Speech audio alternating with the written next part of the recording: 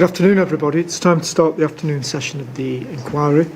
And next up is Friends of the Cam. I've got two names. There's Buckingham and Mr. Booth. Have you decided how you're going to Yes. share the... Right, OK. Sue is going to be putting out dates by and large. I'm here as backup because also I will be giving evidence on behalf of CBRE on October the 21st. Right. OK. That's your intention. Well, it's been agreed as far as I know. Because I'm a trustee of CPRE and the chair of CPRE is not well and has asked me if I will present the case. OK, can we come back to you on that, Mr. Booth? Of course. Yeah. I mean, I had a telephone exchange with a representative of yours. OK, thank you. Not a telephone, email exchange. Yes. Thank you.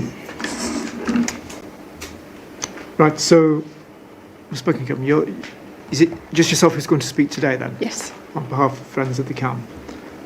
Right, if you've got all your papers organised, would you like to introduce yourself, tell us at the inquiry what role you have in the organisation, and then present your case? Yes. Thank you. I have to press a button here. Yes, somewhere...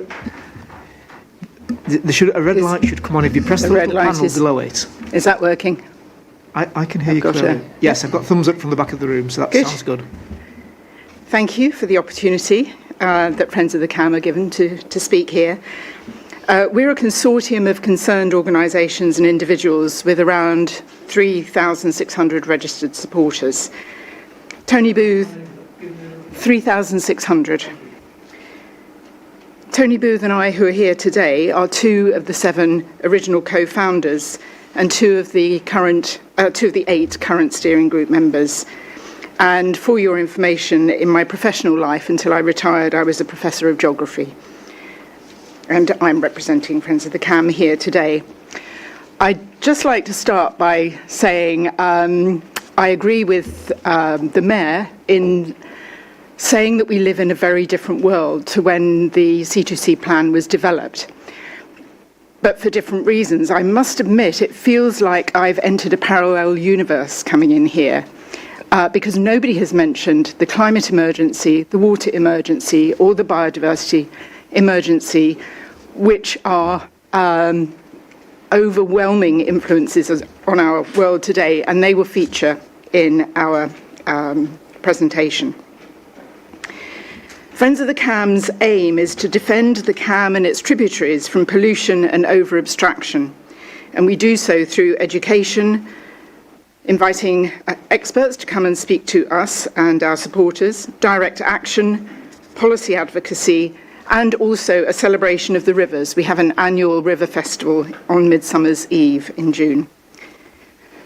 We're concerned about both the immediate short-term state of the river and its longer-term sustainability, and hence we're concerned with any activity which compromises the health of the river and all who depend on it, at whatever scale. This includes so-called growth and speculative development, which does not benefit most of the resident population. We ignore our environment at our peril. History is littered with examples of how disregarding natural constraints has ultimately led to the destruction of cities, cultures, and empires. And even if we accept that growth is desirable, which we do not for reasons which will be explained shortly, situating that growth in the most vulnerable part of the country is madness. East Anglia, including the Fens, is the most nature-depleted, driest, most drought-prone, lowest-lying and most flood-threatened region in the UK. Ms Buckingham, sorry to interrupt. I think you've obviously got speaking notes. Are they notes that can be sent into Ms Taplin? Yes, they're largely based on the evidence I submitted in August, but with slight differences, and I'm happy to send them. Okay, thanks. For an example of how perilous both our economic and hydrological situation is, we need look no further than the imminent collapse of 2 locks which keep the Cam at navigable levels. Without this, it would be a mere trickle. While the Mayor has now promised £500,000 to make urgent repairs to Bates Bight Lock, this is a drop in the lake that is the estimated millions of pounds required for its long-term survival. Cambridge is falling apart. Apart from the disintegrating locks, we have the worst cycling roads in the UK, according to an endurance cycling group. A library falling apart, so that on the day we met with Peter Freeman to discuss our concerns about the Cambridge growth agenda, the top floor, where we had booked our meeting room, was closed because of flooding. Moreover, Cambridge is the most economically unequal city in the country. Millions of pounds are spent in consultations with nothing to show for them. The busway under discussion has no cost-benefit advantage other than land value uplift, according to even its proposers. Surely the money earmarked for this could better be spent on creating a world-class city that actually works.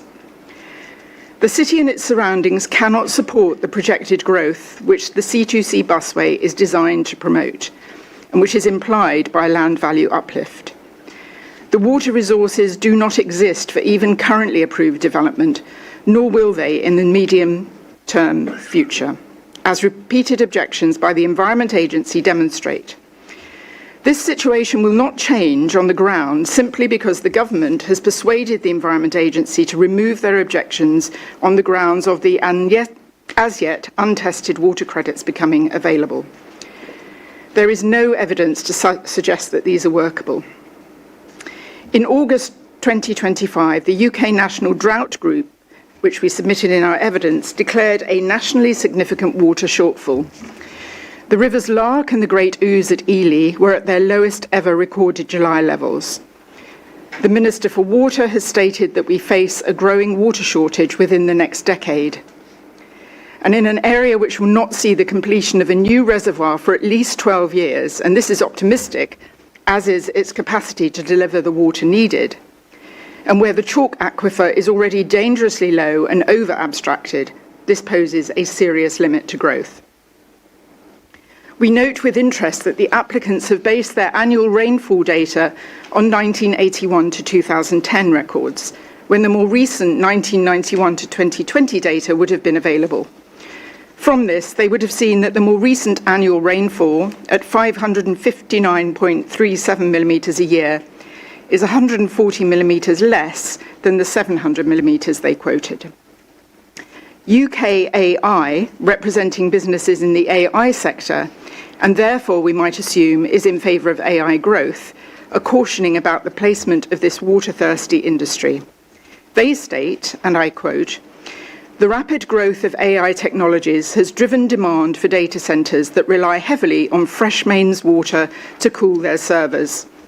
This surge has created a significant blind spot in government water planning, complicating forecasts and raising fears of more severe shortages than previously estimated." That's a new source, and I have the source on the material I'll pass over. Further, UKAI states that the government's ambitions to position the UK as a global AI leader, outlined in its AI Opportunities Action Plan, envisage the creation of AI growth zones to streamline planning and expand data centre capacity. And the Cambridge region is one of the areas that is designed to take this. The Prime Minister has backed fast-tracking these projects, citing their potential to boost local growth and innovation.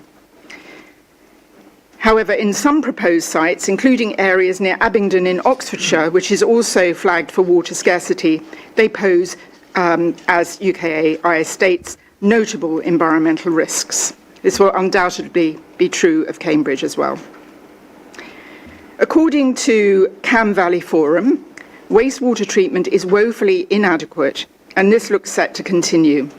While according to the Environment Agency, Anglian Water currently has the second highest number of polluting industries of English water companies. Indeed, Anglian Water has recently been refusing to approve new developments on the basis of lack of capacity, as we've already heard. As already mentioned, East Anglia is the region with the greatest water scarcity and most prone to high temperatures in the UK.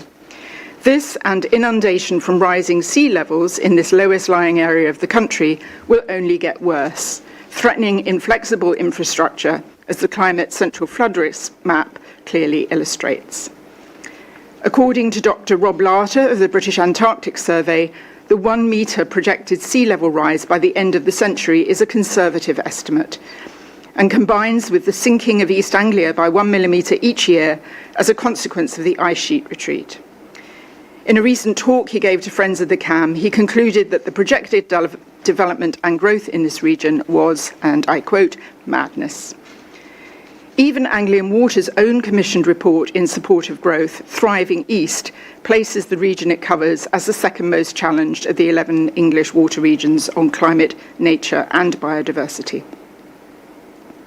Furthermore, the Cambridge Water Resources Management Plan of 2024 is making claims that simply cannot be supported. For example, its target to achieve a 50% reduction in leakage from 2017-18 levels by 2040. Cambridge Water claims it's already one of the strongest performers in the industry for levels of leakage, but fails to acknowledge that Anglian Water has the highest leakage rate of all water companies. Cambridge Water will be relying on transfers from Anglian Water to supply new developments. Cambridge Water claims it will reduce household consumption by 2050. Claims one of the lowest household consumptions in the industry, no doubt facilitated by the relatively high proportion of single-person households and fertility rates which are the lowest in the country. However, the water companies are currently failing to make their reduction targets. Cambridge Water anticipates a 9% reduction in non-household consumption by 2038. However, the enthusiasm for data and AI centres and growth in laboratories are a huge unknown quantity here. AI data centres use a large amount of water as their servers generate heat. To prevent computer systems overheating and shutting down, the centres use cooling towers and outside air systems, both of which need clean, fresh water. For example, Microsoft's global data centres consume between 1.8 and 12 litres of water for each kilowatt hour of energy usage, and energy used by AI could be 25 times higher by 2040, according to a recent article in The Guardian. A recent Cambridge University report from the Minderoo Centre, too recent to have been included in our August evidence, has called the assumption that AI development is consistent with planning for a climate emergency magical thinking at the highest level, based on AI's extortionate energy needs. Cambridge City, South Cambridgeshire District Council and Cambridgeshire County Council have all declared a climate emergency. Apart from the climate damage that unleashed development will cause, the climate damage by the proposed busway will be enormous. And as far as we can see, the carbon cost of actually building the busway has not been included in the project's carbon budget. A fixed route is likely to generate more car driving to reach the small number of station stops. Moreover, the route is not planned to extend into the centre of Cambridge, nor its most popular destinations, thereby necessitating transport changes, as Miranda Fife already pointed out to the inquiry last week. Building a fixed route roadway which only serves its own limited bus service is wasteful, and we use a huge amount of carbon-emitting cement, which will push the country's carbon emissions even further beyond its already exceeded limits, as the Cambridgeshire and Peterborough Independent Commission on Climate has set out, and which was provided as evidence, as was Julian Allwood's report. We're concerned about the biodiversity damage that the C2C scheme will create, and we do not accept that the environmental impact statement, which claims that the as yet unspecified mitigation measures will compensate for the loss of trees, wildlife and habitat, nor for the substantial carbon emissions created by the building of a fixed-use single carriageway. As said, Cambridgeshire is already the most nature-depleted county in the country, and the UK is one of the most nature-depleted countries in the world. A recent briefing from the RTPI argues that while the causes for this are complex, urban development is a known driver. We are surrounded by evidence of the failure of so-called biodiversity net gain. National Highways promised biodiversity net gain of 11.5% for the building of the A14 extension from Cambridge to Huntingdon.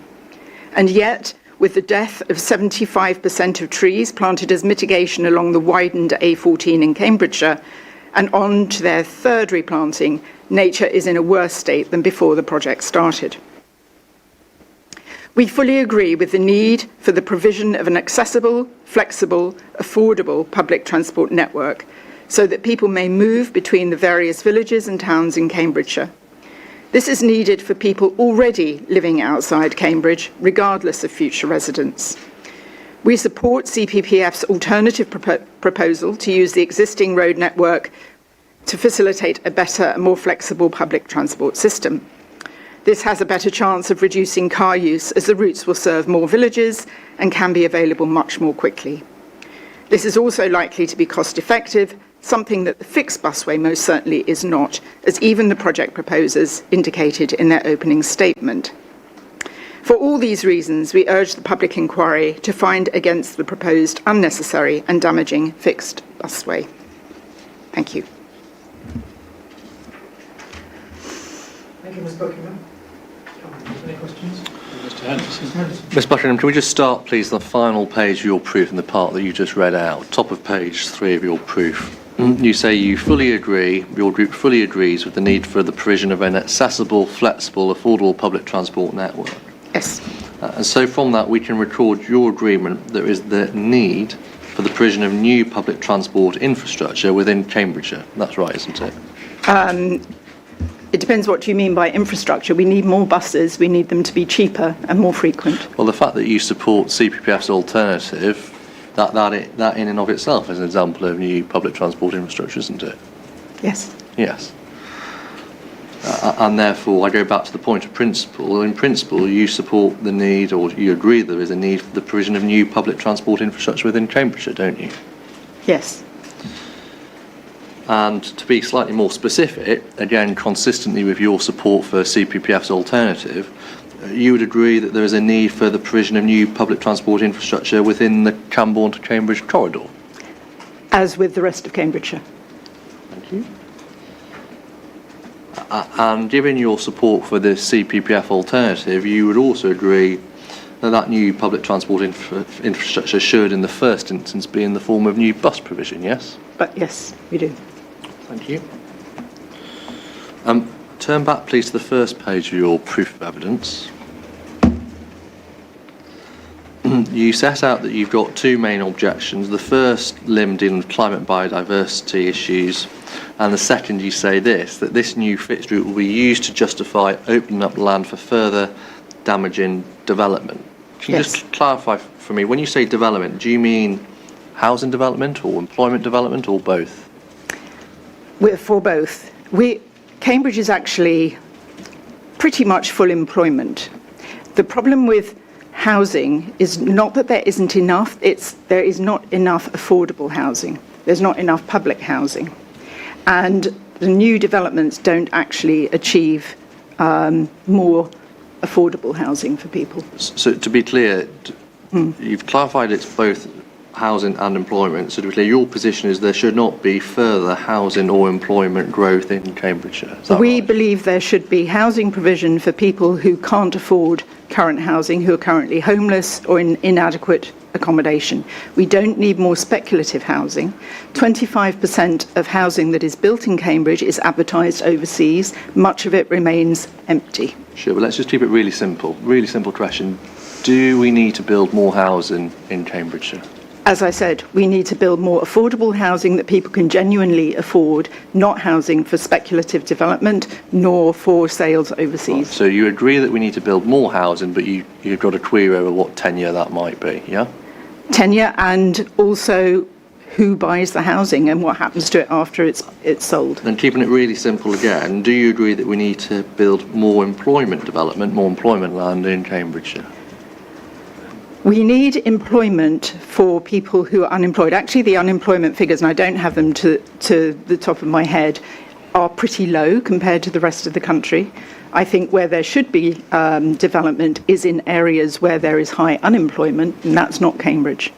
Right, so a moratorium on any further employment land growth, is that your position? I didn't say a moratorium. I said I don't think we need to attract more and more growth, and particularly things like AI data centres, which are hugely environmentally damaging and really don't provide much employment.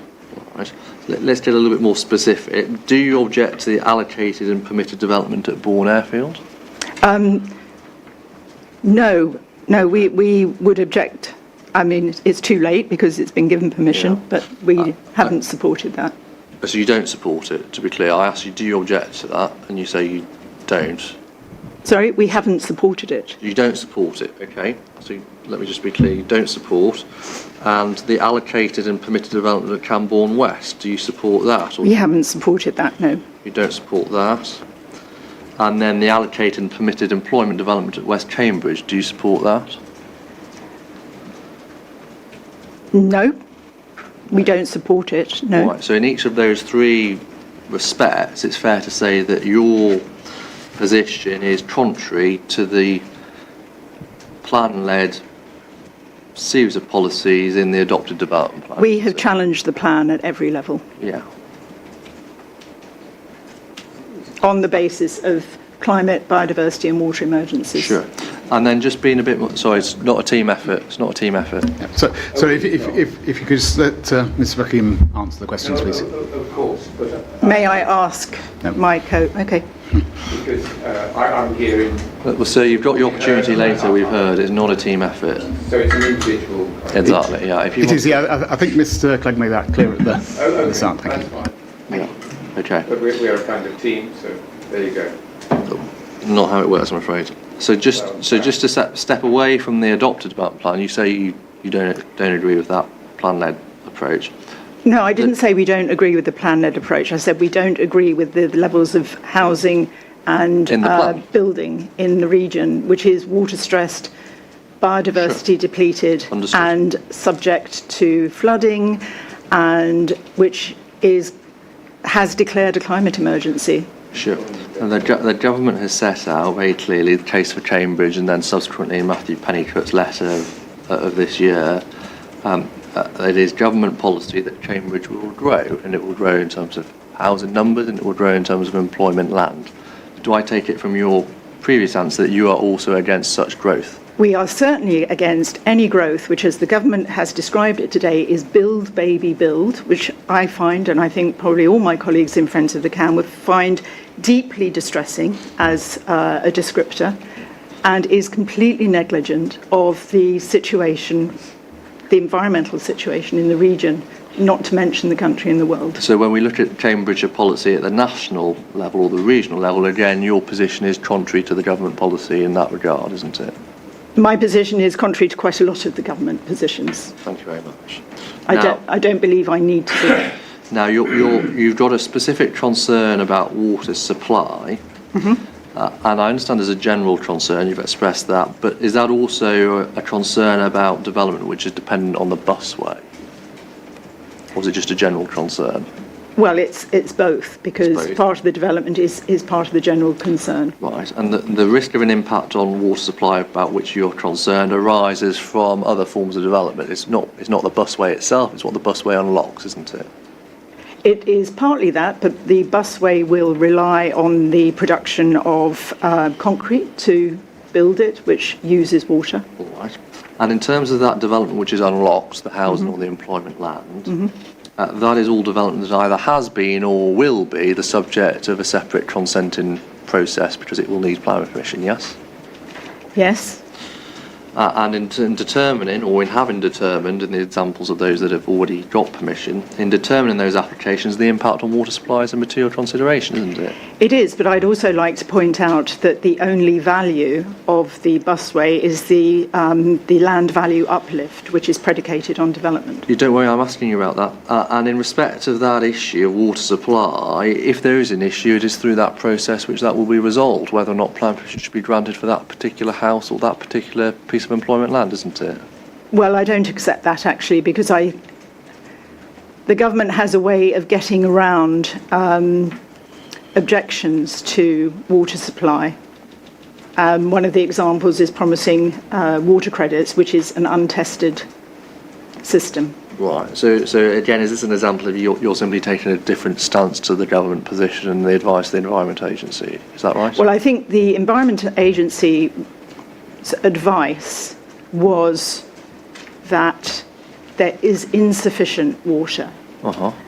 It's been persuaded by the government to withdraw its objections Yes. on the basis of the development of water credits, which, as I said, is so far an untested mechanism. Yeah, so I put it to you again. Your position is at odds with, you don't agree with either the government's position or indeed the Environment Agency's position. That's right, isn't it? I feel sympathy with the Environment Agency. I'm not agreeing with the government's position. But you're not agreeing with the Environment Agency because you think they should have maintained their objection. I feel sympathy for the Environment Agency. I think they've had their arms twisted. The environmental statement, you make a series of general points about it. You say you don't accept, in short order, the environmental statement because you don't consider that conditions will work effectively to secure the mitigation. That's your concern, Yes. isn't it? And in that regard, you're asking the inspectors to assume that the conditions will not be complied with by the applicant, aren't you? I distrust, for example, last week, the week before last, when I came to the hearing, Yeah. I heard that part of the plan was to dig up some of the traditional oldest trees and replant them somewhere else. I don't believe that can be done. Right, but are you saying you just disagree on the merits? You don't think as a matter of substance that's a good idea, or are you saying that it's not going to be done in compliance with the conditions? I think it won't be done in compliance with the conditions because it very rarely is. Conditions which the local planning authorities can enforce, yeah? I don't think that they can enforce that. Why is that? Oh, they might be able to in law, but in practice, Right, they're not okay. enforced. So really, your concerns on the environmental statement and the conditions, you're asking the inspectors to assume the planning system won't work, aren't you? I'm suggesting that's our view. Yeah. Now, finally, just help me about this. The water resource management plan. I don't want to ask you much because we dealt with this already, but just help me with are you familiar with the process? I think you must have had some participation. Of which process? The production of the water resources management plan. Not in detail. All I'm right, okay. So you familiar with can't the help me with report. the examination by the Secretary of State, all those points. You don't know about that? No, Okay. Well, that's all my questions for you. Thank you very much. thank you.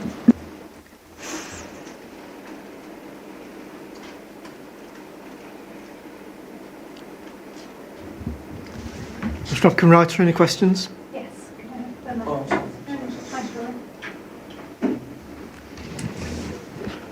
Good afternoon, Ms Buckingham. So, first of all, I just wanted to clarify the scope of your objection. And you've raised some concerns about the busway facilitating growth along the Cambourne to Cambridge corridor. Are you opposed to growth generally in Cambridgeshire, or just because of what you say is the lack of water resources and wastewater capacity? We're opposed to growth on the basis that this region in the country cannot support it, but also I don't think anyone here really appreciates the scope of the climate emergency. We've exceeded 1.5 degrees, which is internationally was agreed as the limit beyond which we can't control climate. And we have exceeded 40 degrees. This is the area in the country, along with with London, that has exceeded 40 degrees in the summer now. Not this year, but in the last few years. Drought is being declared regularly. It's only going to get worse. And yet, locally and nationally, we're behaving as if nothing is happening and everything can go on as usual. It mystifies me, totally baffles me, and all of my colleagues and friends of the CAM. And in terms of the general position, I think you've already discussed with Mr Henderson the need for additional housing in Cambridge above and beyond that allocated in the local plan. You say there's a need for additional affordable housing. No, not above and beyond the national plan. I think there needs to be, the housing that's agreed, that needs to be for people who are homeless, who cannot afford the current high prices. The average house price in Cambridge, I'm sure everyone knows that here, is £500,000.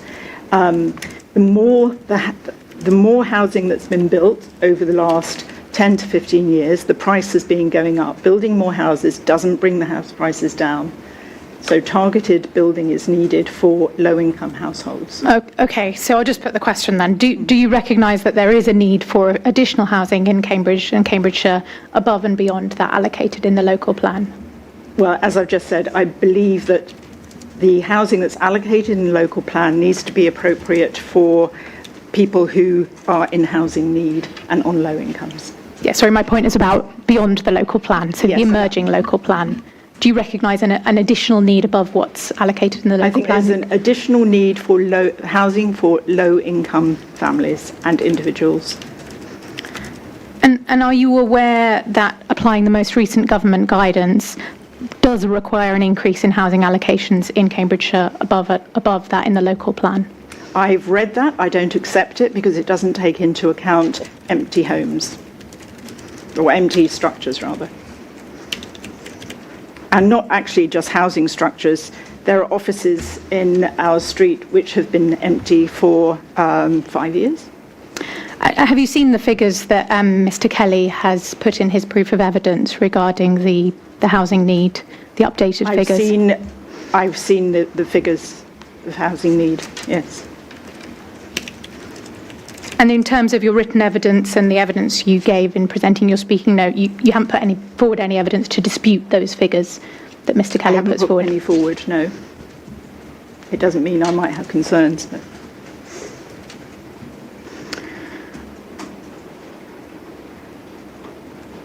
And I think you noted that you say Cambridge is the most economically unequal city in the country. There's a need for affordable housing. I think you are in favour of the provision of more affordable housing for those working in Cambridge, aren't you? Yes. And additional housing growth, in particular along the Cambourne to Cambridge corridor, that would go some way towards providing that affordable housing, wouldn't it?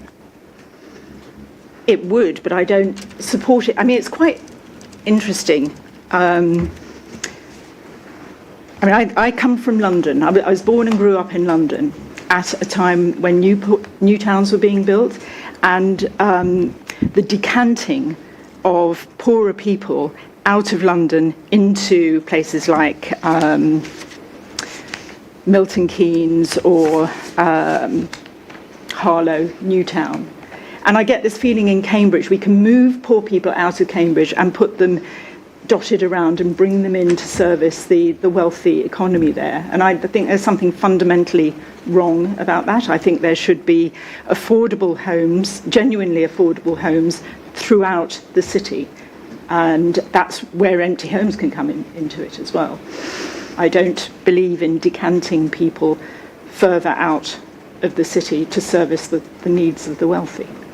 And then just a few questions on your points around water supply and water resources. So Mr. Henderson already asked you some questions regarding water supply and how that will be dealt with in future planning applications. The points that he made also apply to wastewater capacity, don't they?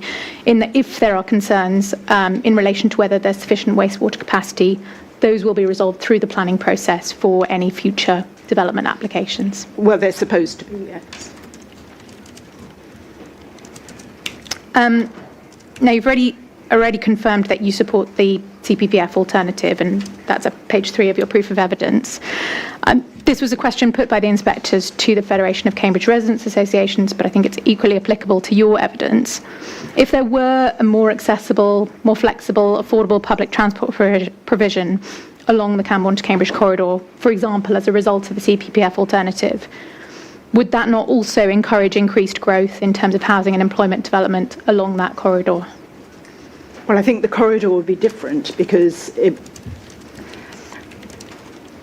wouldn't be going through a traditional orchard, for example. But there would still be increased growth, which I think you oppose. There may be, but that would have to be applied for.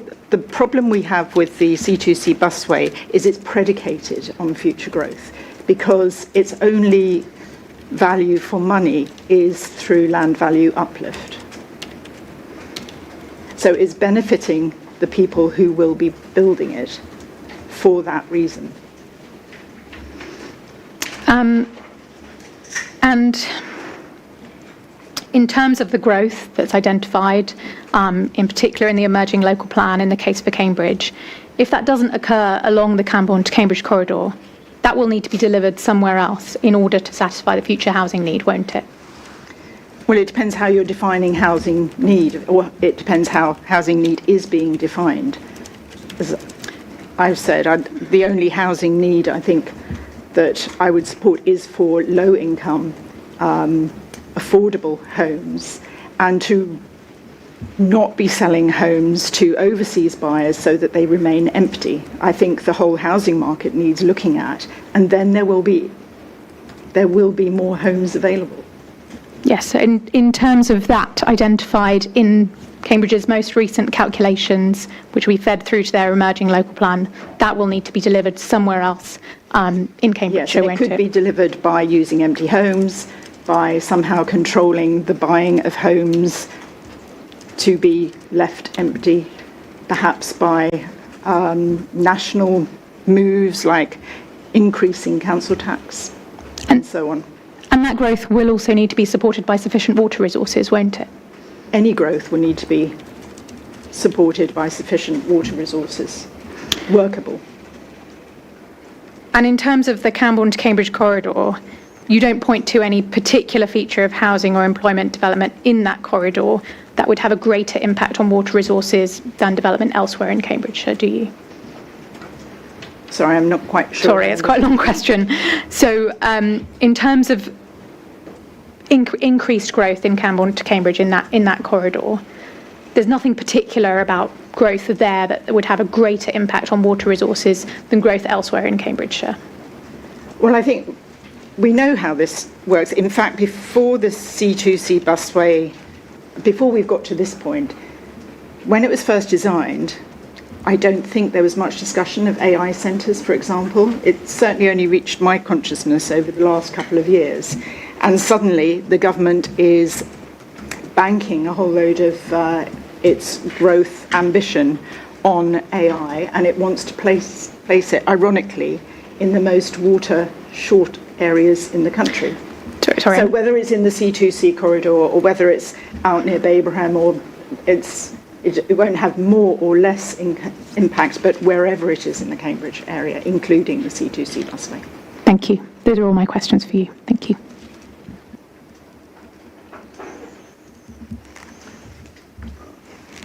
Can I just check if there are any other supporters of the scheme here who wish to ask questions of Ms Buckingham?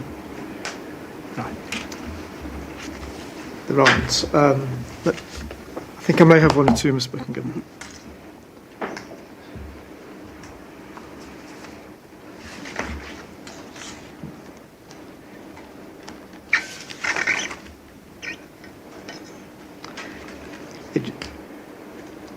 Just picking up on the point that you were asked by just now on behalf of the districts about in connection with water. At the end of your statement, you say you support the CPPF alternative. Mm-hmm. That's right, isn't it? Yep. So, if you support it as an alternative, do you see it then as an alternative for enabling the development at Cambourne and Bourne to come forward? We would see it as an opportunity to provide connectivity to a kind of area of Cambridge which currently doesn't have such good connectivity. It would be here, but Yes. also other stops, and it would At actually Bourne be as able to well. have more stops than Yes. the fixed busway would have.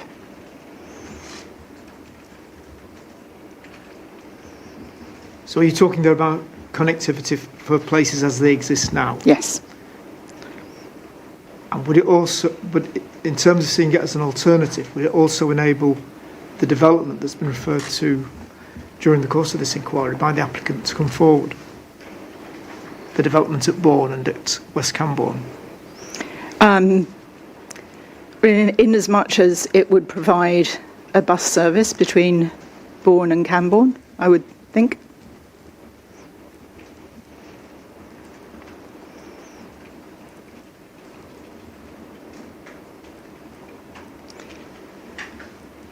Can I also make a point which is sort of linked to that?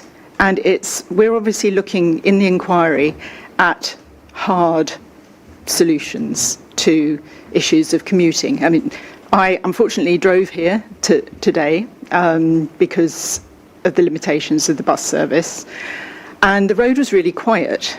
But I understand between 8 and 9 it's really busy, and the idea of soft solutions doesn't seem to have been explored as well, where companies structure their working day in a more varied fashion. I know that takes place in some areas of the world.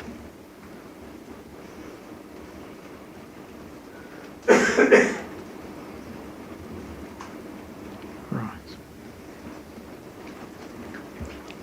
But just going back to my previous point, in terms of what the scheme would allow to happen, you're aware, I think, that there's a restriction on Bourne Airfield, for example, in terms of the amount of development that can proceed in the absence of a public transport upgrade. Mm-hmm. If an alternative came forward, it would enable that to come forward, is that? Well, I believe that's already had planning permission, hasn't it? It has, but there's a restrictive condition Yeah. which requires the public transport scheme to come forward to allow the rest of the development to proceed. Yes. And if you're supportive of an alternative form of public transport scheme, and that would enable development to proceed at Bourne. It would enable that to proceed. It would also provide a better public transport system, I think, for more people along the route. Yeah. If you're supportive of an alternative which would have that consequence, how does that sit with your concern about the impact on water supply? I think it's more, I think there should be much better public transport provision generally in Cambridgeshire. If that then results in development opportunities, that's another, I would see it as another battle to be fought. But I think better provision is needed for people who live here at the moment. Yes, but the consequence of what you're supporting would enable those development opportunities to come forward. Well, that could be said of any improvement to the transport system, which then the argument would be, well, we don't improve any public transport system, and then that operates negatively. What I'm getting at is, if you support the alternative, Mm-hmm. do you really oppose the proposal because of the impact in terms of water? I'm not entirely sure I understand what you're saying, but I'm agreeing that there should be a better public transport provision as opposed to the C2C. If that results in... The consequence of that is... The consequence of that... It would unlock the land for development.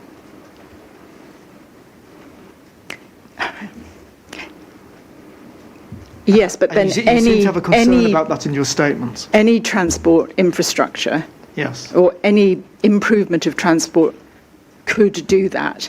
I argue that we need better transport infrastructure for the people who live here, and then if there are development proposals, then we challenge those, but not to improve the transport infrastructure. I'm sorry if I'm not making myself clear. Let me ask you another water-related question. Mm-hmm. I think you acknowledge that there's a scheme proposed to improve water capacity. I presume this is the Fens Reservoir that we're referring to. But I think you cast doubt on the overall capacity of the scheme. I don't think you explained why you had that reservation. I think it's designed to provide water for all the proposed and agreed development in the region. Yes. The development of AI centres and data processing centres will I think at a stroke, probably take up the majority of the water that that reservoir is due to provide.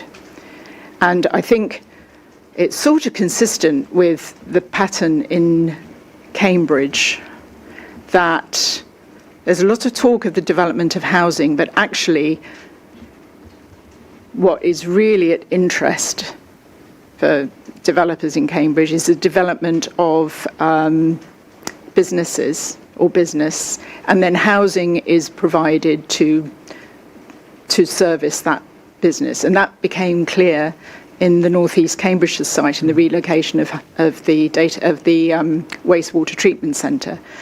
Initially, it was talking about housing. Actually, it turned out that the businesses would be built first before the housing. And I think it's true of the reservoir. It's said to be providing water for the housing, but actually, if the AI infrastructure goes ahead, that would take precedence and that would take the water. So that's why I say it won't be enough for the development. But is it not the case that the reservoir will be provided to meet the needs of all water customers, both business and domestic? I think that's very optimistic. What do you base your contrary view on? Because I can't give you the figures, but because it was first being used to its justification was being to provide housing with the water it needed. AI development has come on, is being proposed kind of really recently. Yes. And is likely to take precedence. Because once is that just a feeling you have? It's kind of an educated guess, because once you have a business which has to have water to keep it going, say the same as in nuclear, in a nuclear plant, yes, they will somehow be able to negotiate a continual supply of water, whether it's through the water companies or other mechanisms. And we, as householders, will be encouraged, as was done quite recently, to delete some of our emails. But does the fact that the original justification may have been to service residential development mean that there is only sufficient capacity for that? I would imagine so. I haven't done the calculations, right, but I imagine so. It's also not factoring it well. But you've no figures to I haven't got substantiate the figures, no. that. No.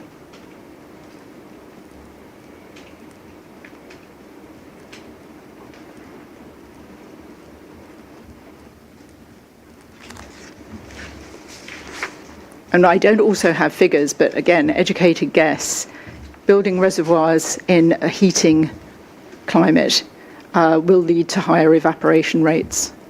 And I have read elsewhere that that is of material concern. Yes.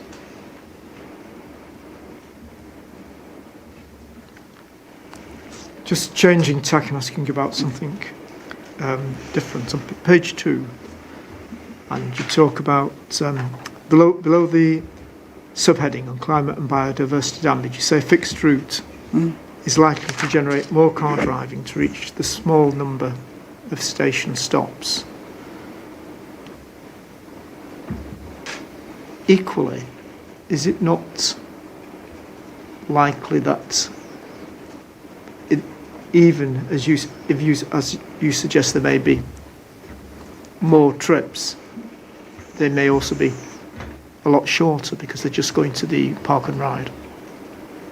They may be, but it's still more than better bus services on. Of course, it doesn't stop there being better bus services, but bus services on the regular roads are, by definition, more flexible and can serve more places. But is it not the case that it's not necessarily a consequence of the proposal that there would be more distance driven by cars? I don't have the figures to support that either way. Okay, thank you.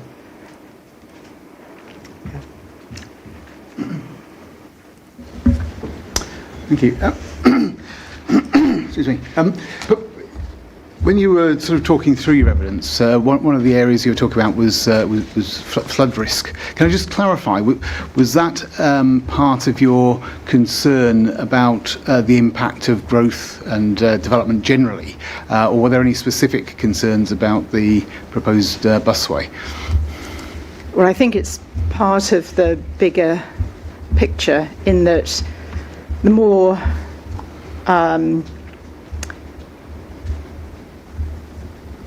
we pollute, the more greenhouse gases we produce, the more the climate is affected, the greater the sea level will rise. So we have to see every decision we take in the local context, in the national context, in the global context.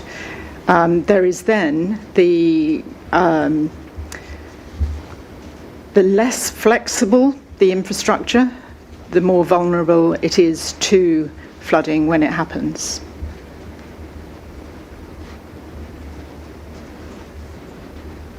And on that basis, I mean, is that a general concern, or are there specific parts of the proposal that Yeah, it's a general concern.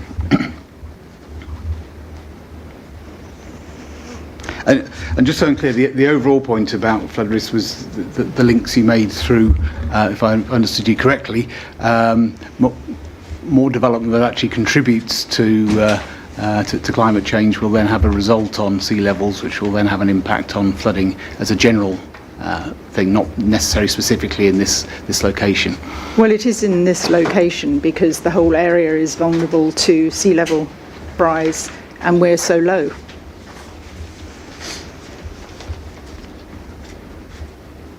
And just on that, I mean, the map you provided, it sort of showed a red area, but the scheme isn't in that red area. Is that correct, or have I misinterpreted that plan that you provided? Well, it's quite approximate, and actually, since that map has been designed, estimates of sea level rise are actually increasing, and they're seen to be increasing increasingly, as it were.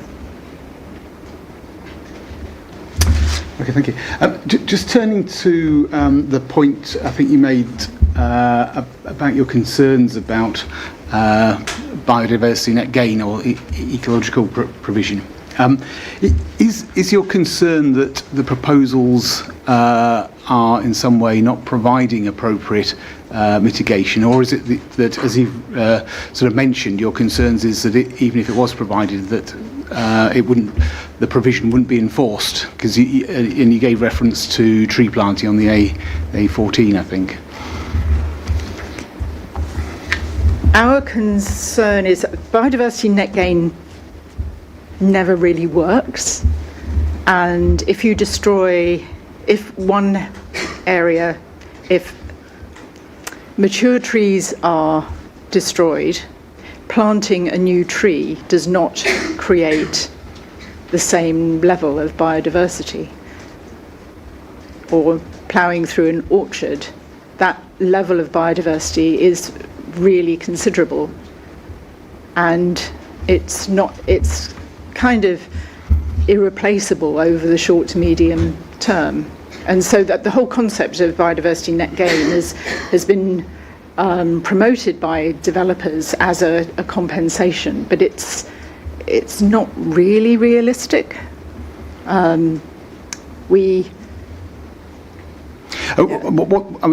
do you base that on? I mean, obviously, biodiversity net gain as a principle that's included in some government policy.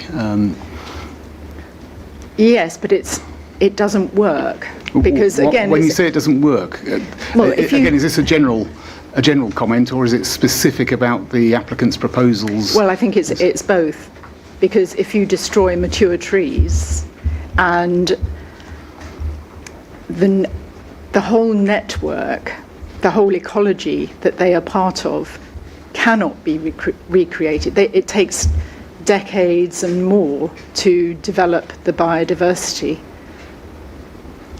But And sorry to interrupt you. So is that a concern about the time it takes for replacement planting to provide equivalent or, if it's net gain, greater biodiversity, or a principle that you don't think it can ever match something? Well, there'll be other people, I think, that you're calling on to give evidence who will be able to give better answers than me. They will be ecologists.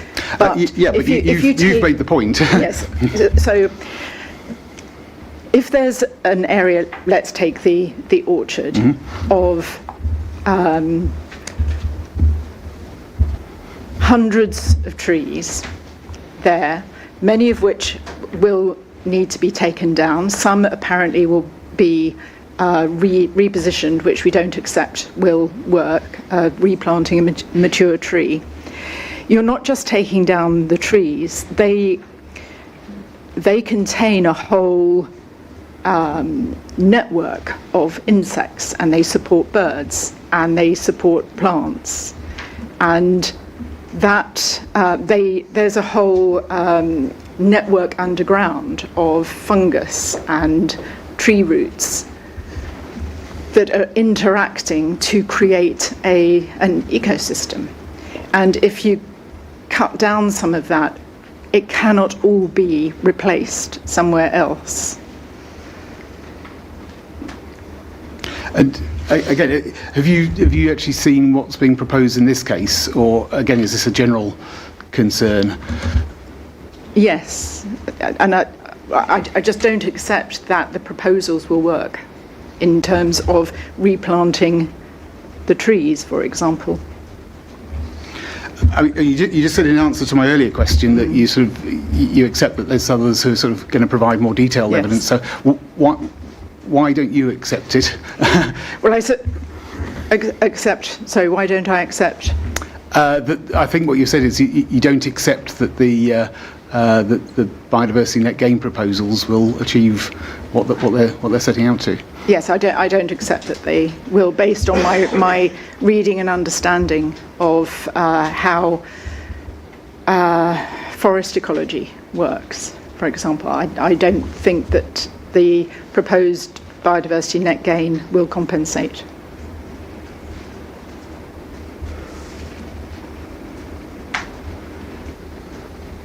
And is that just on, you use the term forest ecology, or are there other aspects? Well, I think it's the ecology of how things work together, how plants and animals and insects work together.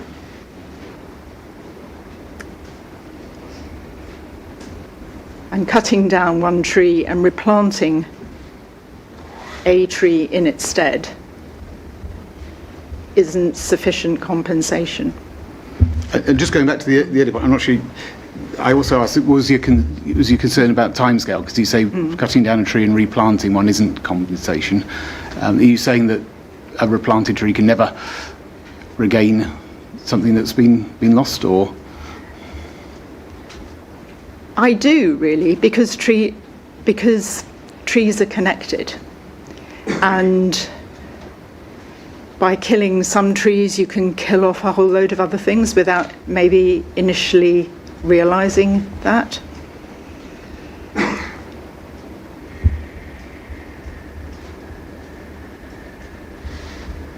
Okay, and just on the enforcement side,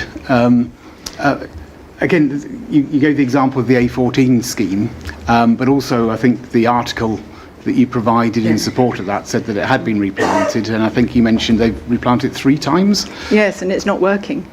My point was that it's... But, sorry to interrupt, that presumably if it's having to be replanted, there's not an enforcement issue there, or is there? As in, it's not that... Is the issue actually that somebody's done something and then tried to get away with it? That's what I mean by an enforcement issue. Because I think your point was that if you're required to plant things, people might not comply with their requirement to do that. Or have I misunderstood?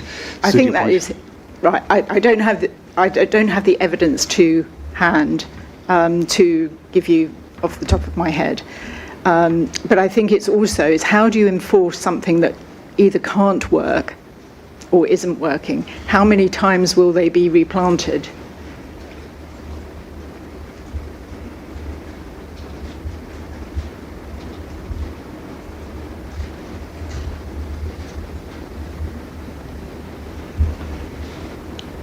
And is the enforcement the effort, or is it the accomplishment?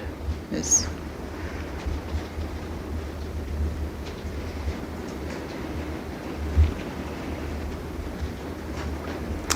And so, just a final point. In light of that, are you suggesting that the applicant's proposals for planting, either along the route or in terms of either mitigation or compensation, are? I think you were suggesting that the planting at the A14 would never work. I mean, have you looked at it in enough detail to say that you don't think it will work, either for choice of species or type of land, or for whatever reasons? Or is this just a generalised concern?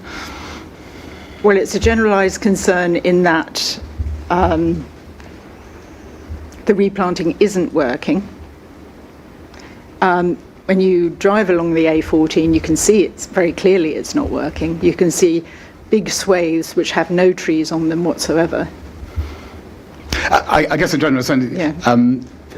Yeah. I take what I've read about the A14 thing, but I guess why do you think that's going to happen with this scheme if it did go ahead? Well, I suppose it's why wouldn't it happen with this scheme? I think this is a scheme that is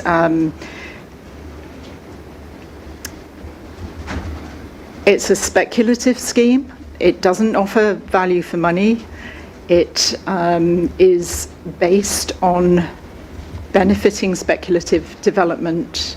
So why would biodiversity, why would protecting biodiversity, it's done because it has to be done, but I don't think it's at the heart of the scheme. So I have no so I would phrase the question or the response in a different way.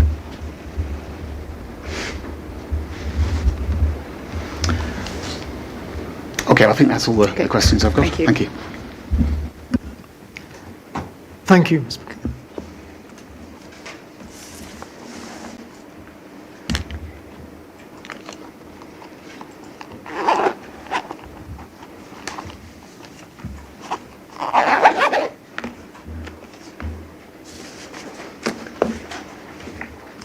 Next is PX Farms, and it is Mr. Beck.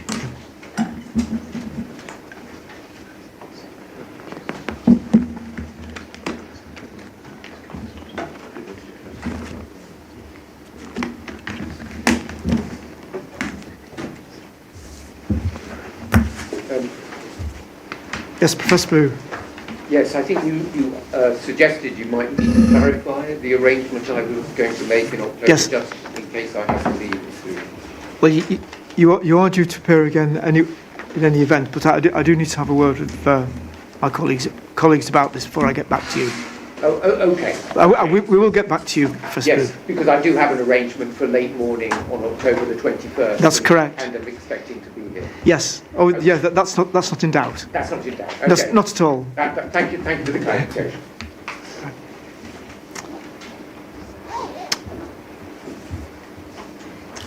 Right, Mr. Beck, would you like to introduce yourself to the inquiry, explain who you are, who you're representing, and then set out your evidence in support of your case?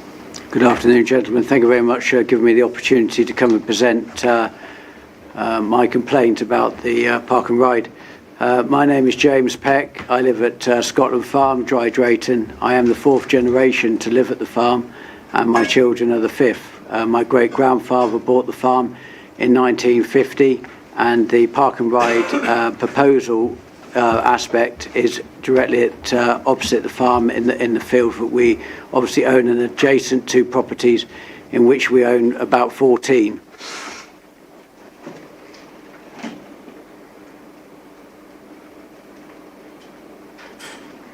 Would you like me to carry on? In a moment, yes. Well, when you do, can you just explain a little bit more about those properties? Yeah. Exactly being a traditional who lives base, in them, who uses them? to being a traditional based farm, that it's not unknown for farms have cottages that go with the farms, for the cottages to have farm workers in to support the farming business. And in 1995, there was 24 cottages in a row, which unfortunately got given to another part of the family, but I've bought back 10 of those properties, and then I've built some more properties since to enable me to grow my farming business. And those properties effectively are adjacent to this proposal for the park and ride. My complaint about that part is the fact that at the moment there is no taken into account that the park and ride adjacent to all these properties is going to have an adverse effect, and that actually there's a loss of value. The proposal so far would state that there is no loss of value to those properties, and that cannot be correct, because at the moment they're in open countryside, and they're of course going to have a 4,000 car park alongside with light pollution and noise.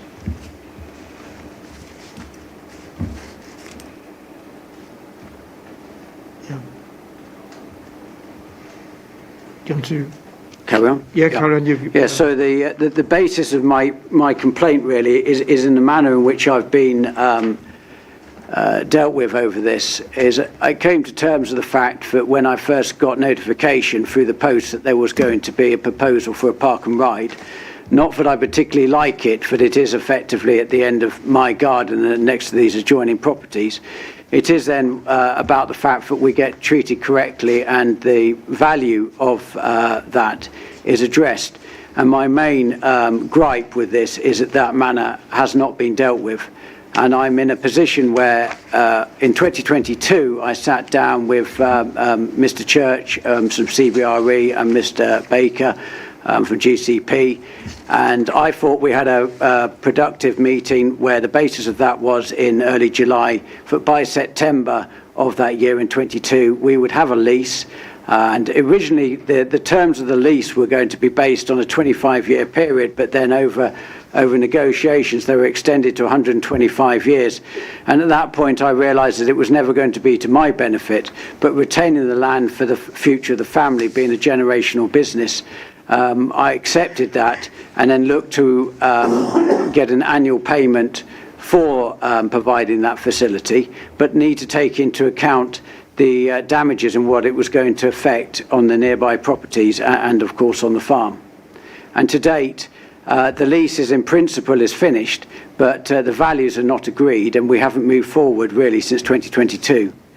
By 23, they came to me wanting in August to do archaeological digs on the fields, which we agreed a licence on about the 11th of September 23, and they came in and dug a series of archaeological trenches which caused quite a lot of damage to the drainage, which I took obviously drone footage before they came in and after and during, and photographic evidence of the trenches while they were open to show the land drainage. Land drainage in terms of farming is predominantly one of the most important aspects of farmland. And they went through a lot of drains, which effectively William Morford's, which was the drainage contractor that we would typically use from a Norfolk-based business, came, looked at it and produced a quotation, which the GCP has had and has rejected. And the licence was specifically written, there's one particular quote in it, clause, which is quite clear that William Morford have to do it and the works have to be completed and done to make good any damages that have happened before the end of that licence expires, which of course was the end of July 24. To date that hasn't happened, and that is some 510 days old from when I last did a statement on this, and I'm currently with legal fees and also representatives, etc. I'm currently just shy of £105,000 out of pocket, trying to defend my position from having a licence to allow them to be able to do this, to be able to put it through into planning, and without it they couldn't have done. And they have not conducted themselves in a manner, I think, which is appropriate, considering it is in writing and signed by the County Council, that they would put this right, and we've had the quotations done, and to date we're still sat here and this is not resolved. Is the amount that you mentioned just then, round about 105,000? Yeah. Is that simply in relation to the intervention in the field? No, the drainage aspect is principally about 64,000, including VAT. And the other aspects are to do with Red Book valuation, recharge of professional fees and the consultancy fees, and then a late payment interest. But in connection with the same work? Yes. Yes, Yeah. it's all to do with the archaeological investigation and No, the Red Book valuation was to ascertain the value, because they wanted an independent valuation of the property? of the property, of the Oh, land right, in the property question. as a yes. whole that Yeah. they wanted, yeah. Yeah.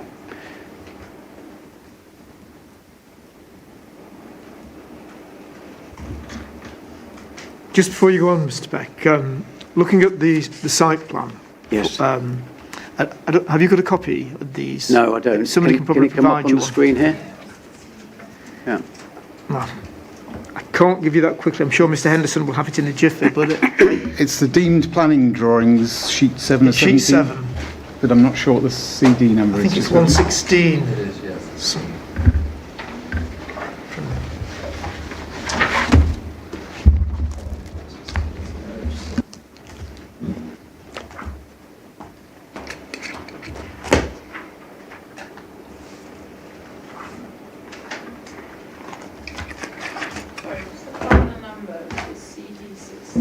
One- 116, and then it's probably got another suffix. Sure. Let me see if I can find it.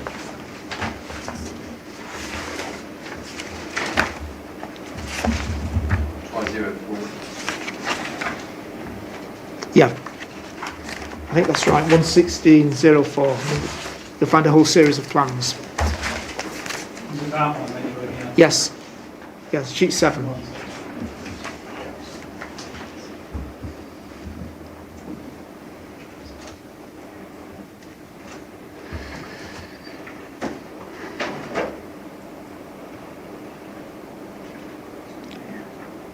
I think it's probably number 9. That's it. Have you got it? Yes, Can you see it from where you are, Mr. I Peck? can, yes. Yeah, and Do you want to know where the adjoining properties are? exactly in relation Yeah. to that, I can see something on the plan I've got, which is to the north, going up the road from the junction. That's correct. There's a, Yeah, there's so a whole the fir- row on the east The side. first cottage next to the, yes, thank you, where the arrow is. Yes. Can you see the same thing as me? Oh, right, okay. That is number 1, Scotland Road. Right. And that goes in a line effectively in a bank of 10, they're semi-detached. So there are 10 there. Yeah, and then you've got the industrial estate, and then there's another 10 the other side. So where the green shading juts out behind the cottages, Yes, that's all our farmland, yes. and then the area to the north of that, is that the industrial estate? Yes. You mentioned, and then the other cottages are beyond that. To the left. Everything you can pretty much see on that page we own, apart from some of the houses. But I think you said that the cottages were in 2 groups. There's one immediately to the north. That's correct. Then there's the industrial development. Yes, if you could scroll down. Oh no, sorry, it's top of the page. And then it's isn't top of the page. it? And Then the there's ones- another 10. Yes, they're at the top of the page. But opposite the road as well, there are cottages and houses there. On the west side of the road. Yes, can you see that one says Scotland Farm? Yes. That is my house. That's where I live. Can you see the one that says the Croft? Which is directly opposite nearly the entrance of this proposal. Yes. That's another one. And do you have an interest in that one as well? Yes. Yeah, they're all part of the farm. So the properties on both the west and east sides of that road are yours? Yes. Well, the cottages on the first 10, I don't own all 10. No. Which 10 do you... sorry, Number which 10, of number the 9. 10? Sorry? Number 1, number 2, Yeah. number 5, number 6, number 9 and 10. And then I jump to the other side. Yeah, the ones up at the top end. And are those all yours? Yes. Yeah. Did you say it's another 10 up there? There's another 10 houses, but I only own number 13, 14 and 16 on the opposite side. And then on the left-hand side, the west side, I've got Yeah. the Croft, the Cherry Tree Cottage, the Callow Hall, which is down at Scotland Farmhouse, the Pump House. And then there's planning permission granted next to the Croft for effectively two-bedroom semi-detached houses. Okay. So you mentioned the pump house, which I don't think's marked on the... It's at the end of the pond. Can you see the pond? Yes, so It's is at the it... end of the pond, and then you've got another house there, sorry, which is Dairyfield House. So is that the pond that's north of Scotland Farm or... Yes. Yeah. You see where it says the Owen Centre Yeah. on the plan? Yes. Then there's the pond. At the end of the pond is the pump house. And you see Dairyfield House, it's like an L shape upside down, slightly to the right of the pond. It's not marked as Dairyfield House, but there is Yeah. there's something on there. And Yeah. there's that property there, and then there's a planning permission granted for one beside it. Right, so there are a number of properties on the west side. Yes. Yeah. Yeah. And you mentioned when you started that you have concern about the effect on the properties. Yes, because the say my house, for example, it's in a slight valley. Well, In I just wanted to check the nature of your concern because we've got your statement in front of us. Yes. Bearing in mind your other remarks, is your concern really about the way negotiations have gone and the Yes. fact that you haven't got, rather than the effect on the properties? No, the effect on the properties is the fact that they, if you're going to build the park and ride there is a value effect, injurious affection, Yep.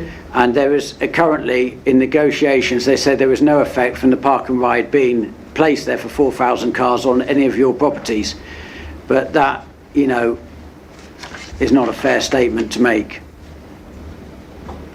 Because I don't think if anybody had the choice, that would they choose to have a park and ride at the end of where they live.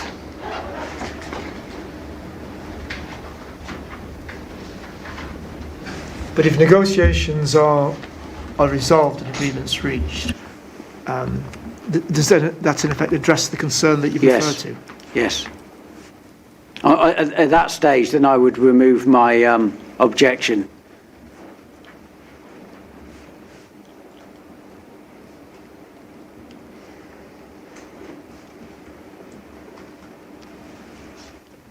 Are there any ongoing negotiations and discussions?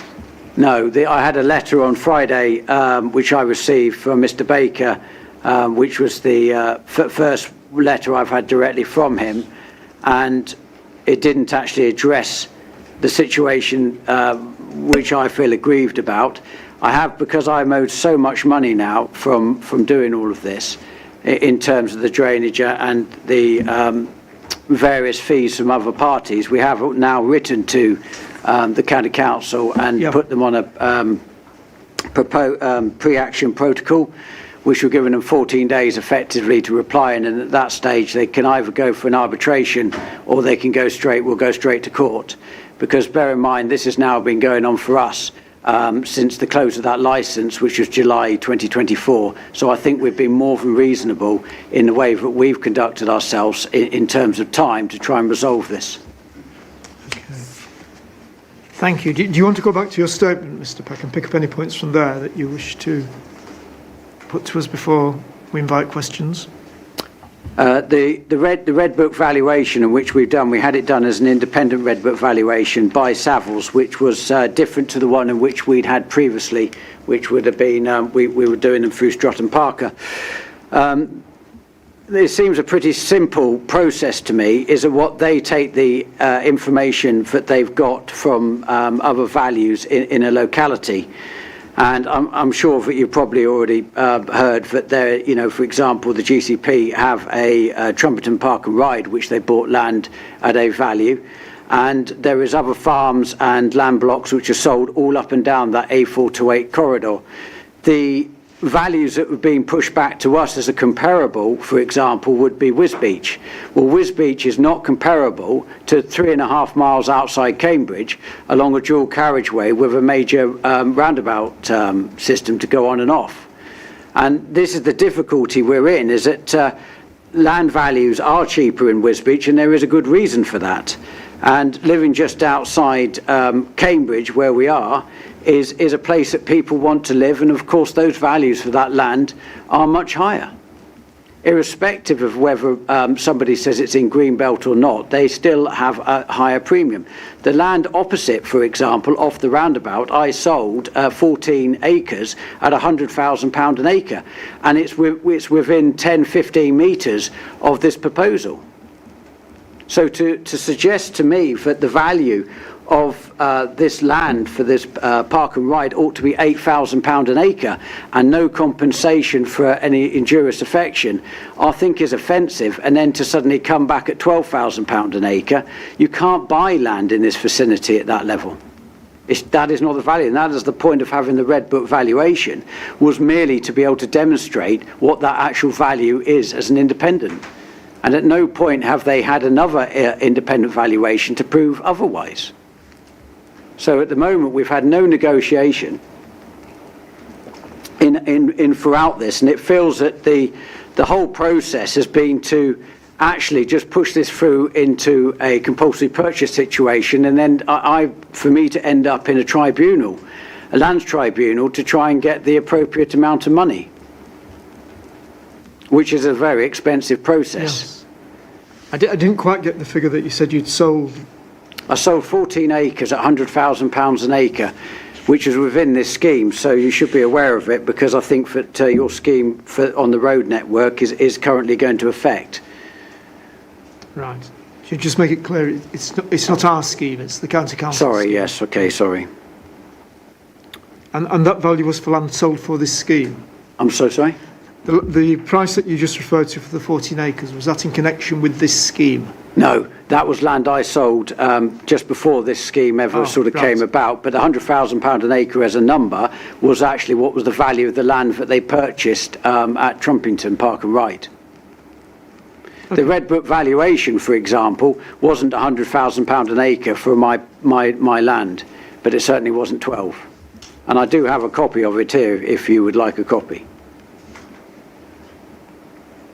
It's quite detailed because it values all of the properties as well which are adjacent and are affected by it. It doesn't address what the injurious affection would be, because that's a separate debate.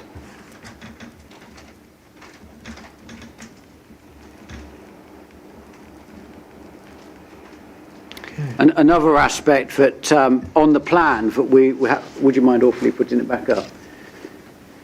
We have an option with welcome break, and on the top side of this field off the first roundabout, so you see the roundabout there on the plan. I'm back on the plan again. Yeah. We had sent all the details and things to Mr. Baker, and we'd had pretty positive responses out of him, where we would use that top section where you can see that sort of half of it isn't used, to put in a sort of 4.5 acre fuel station, which would be used predominantly, for on and off the A428, which would then mean that I would give up land to the north, which I had no objection to it to compensate. This plan and proposal doesn't have that on. Sorry, can I just clarify which piece of land that was? Is that which side of the road is that on? Is that on the west? Within the Park and Ride. So it's actually within the Park and Ride. Yeah. So if you take the roundabout and you can see I can't quite see the wording. Well, if you come, What does that say? if you go past the roundabout, there's then traffic lights and an access into the Park and Ride. Yes. And then if you would imagine turning immediately right.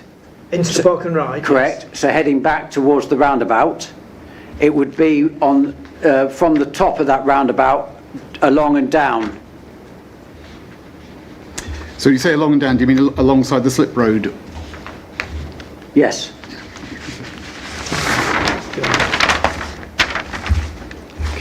I went for a pre-application with the South Cams on this basis, so there is notification of it. Okay. But this plan that you have submitted within the scheme doesn't take into account that fuel station.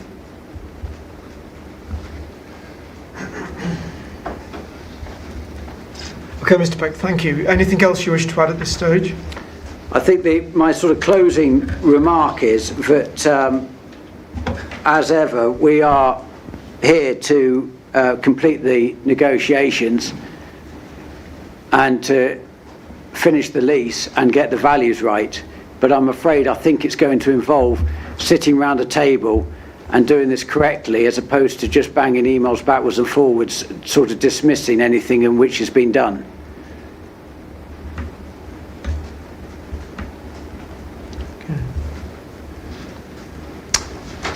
Thank you, Mr. Peck. Thank you. There may well be some questions for you from other parties. Of course. Mr. Cameron, is it you or Mr. Henderson? It's me on this one. Mr. Peck, good afternoon. Hello, good afternoon. On the first day of this inquiry, you came and you indicated that you supported the scheme.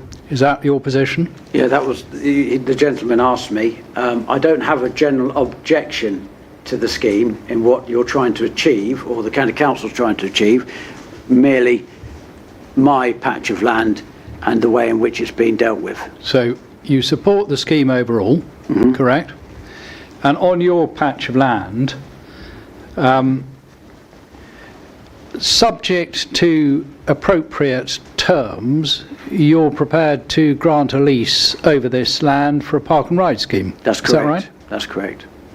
So you don't object to there being a park and ride, you just want to negotiate an appropriate compensation package. That's correct.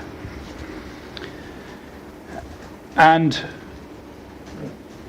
I'm not going to conduct a negotiation with you in this You're very welcome forum. to.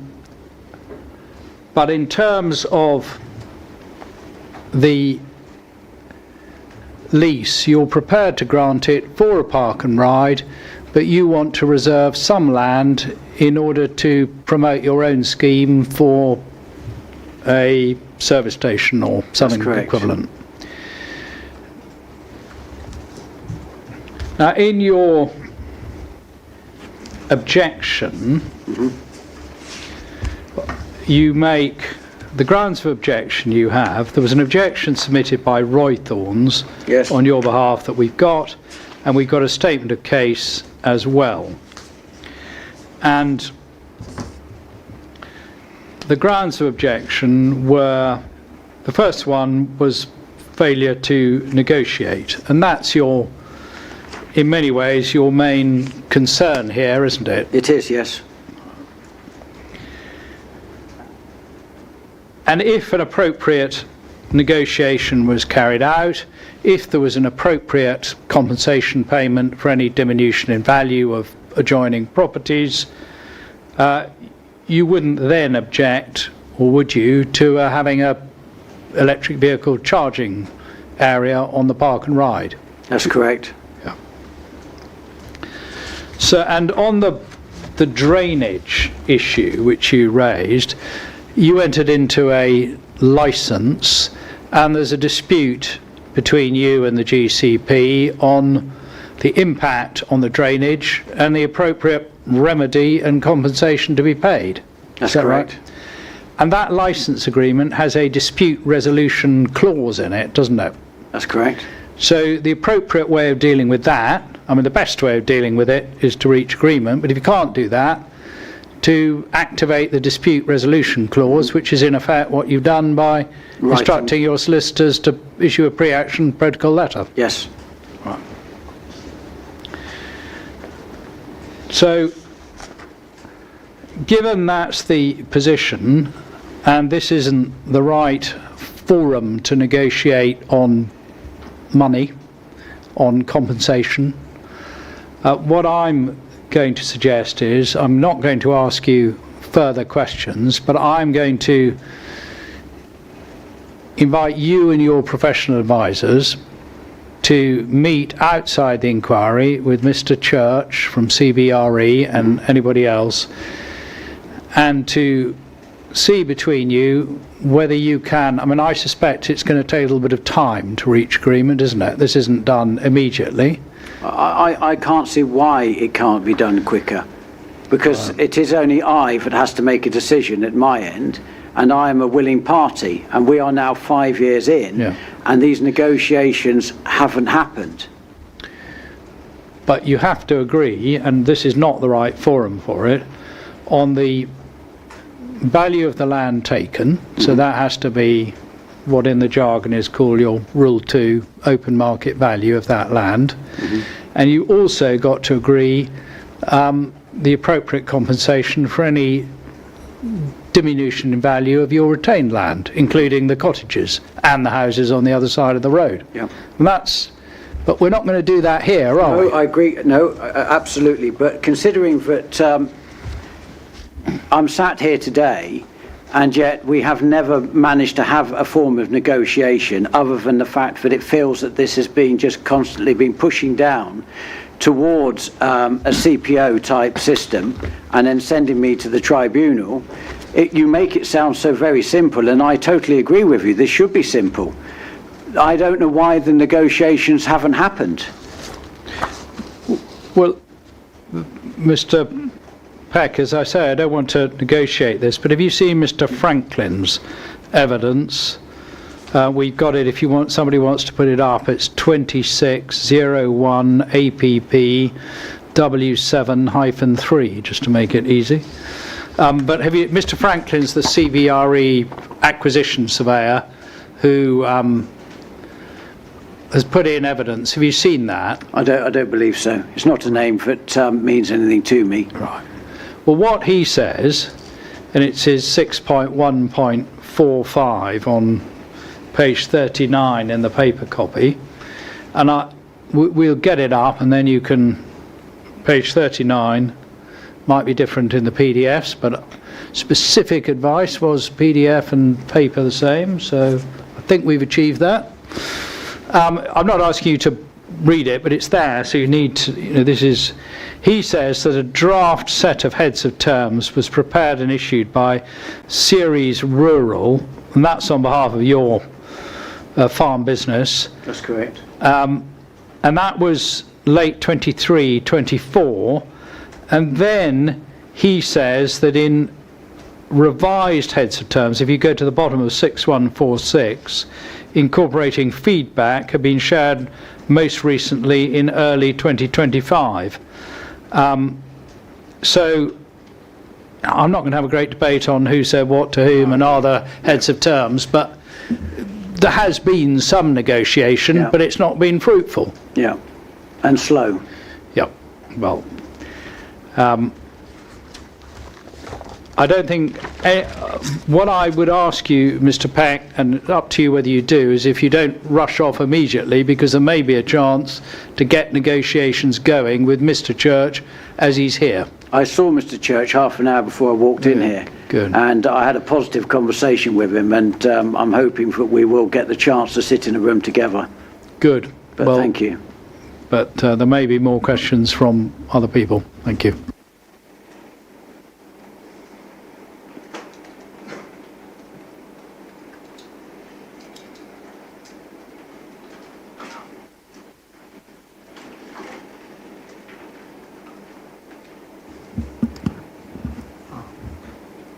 Mr. Rafkin Wright has gone, I see. So no questions from the districts.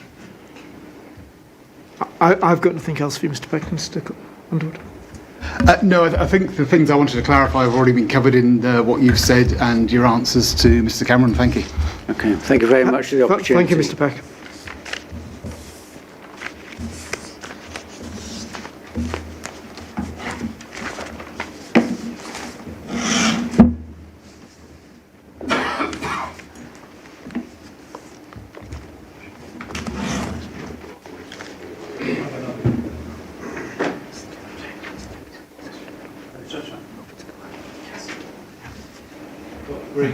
Yeah.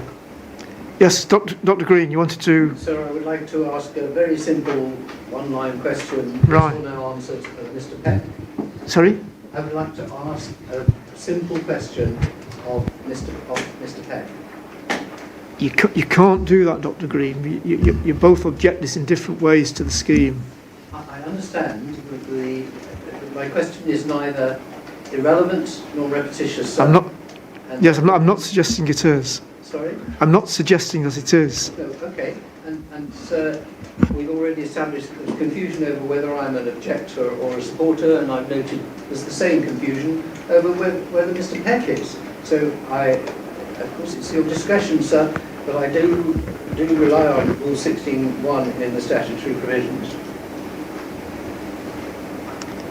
Yes, and the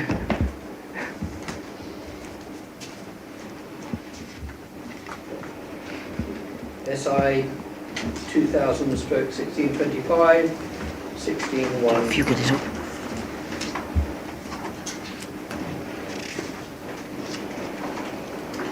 Sorry. What's the name of the regulations you're referring to? Cannon County Planning Appeals, determination by inspectors, inquiries procedure, Rules 2000, SI 2000, Well- 1625.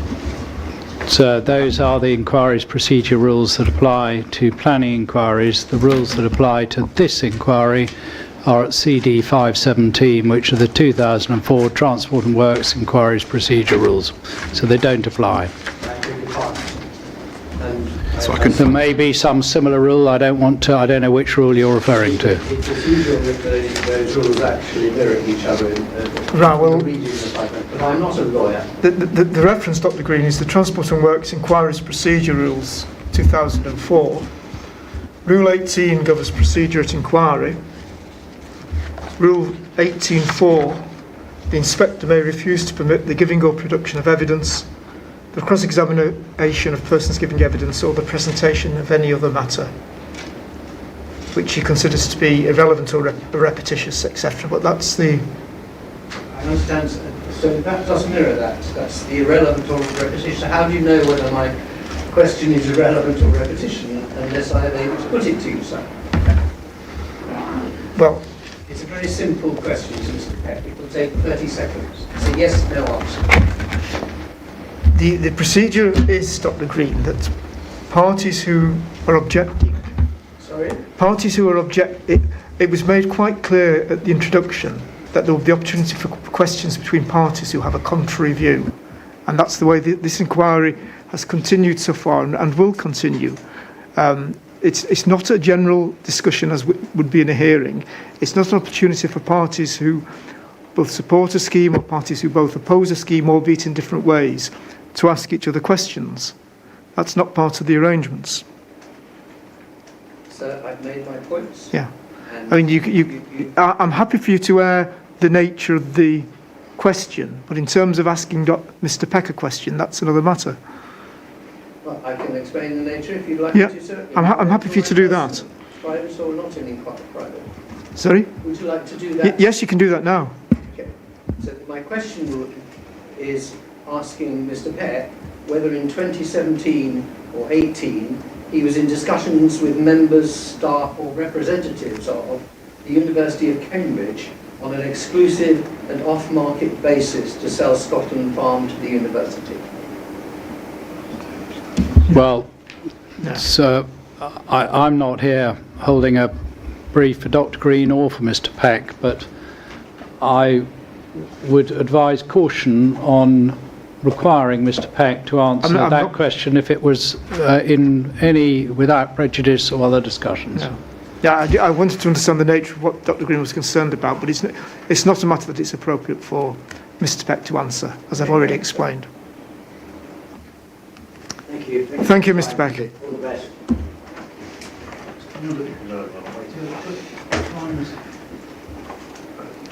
Right, are there any other matters that anybody wishes to raise this afternoon?